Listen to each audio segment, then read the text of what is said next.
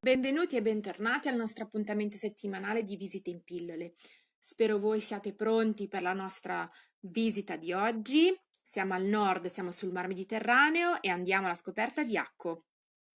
Acco, o nota anche in italiano come Acri o San Giovanni d'Acri, si estende su un basso promontorio all'estremità settentrionale della baia di Acri, a 152 km nord-ovest da Gerusalemme.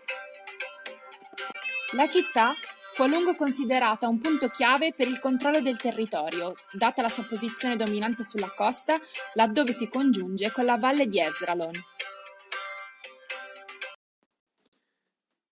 Nata come una città-stato cananea, Acco cambiò molte volte nei secoli.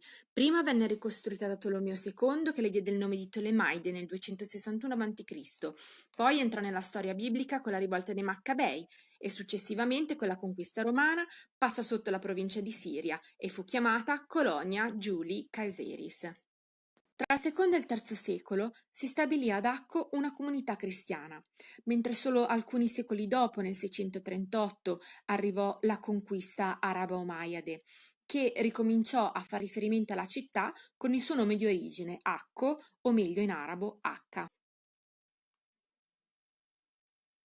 La sconfitta, inflitta dal Saladino agli eserciti crociati presso i Corni di Atti nel 1187, fece cadere la città, che venne riconquistata poi da Riccardo Cuor di Leone nel 1191. Da quel momento essa divenne la capitale del regno crociato per un intero secolo. In particolare i Cavalieri di San Giovanni edificarono una grande chiesa dedicata al santo e la città prese il nome di San Giovanni d'Acri.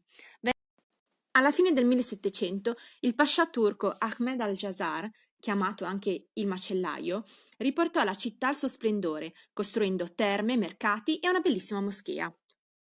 Fu sempre lui a far costruire le mura contro cui si accanì invano Napoleone per ben 53 giorni durante la sua campagna d'Egitto nel 1799.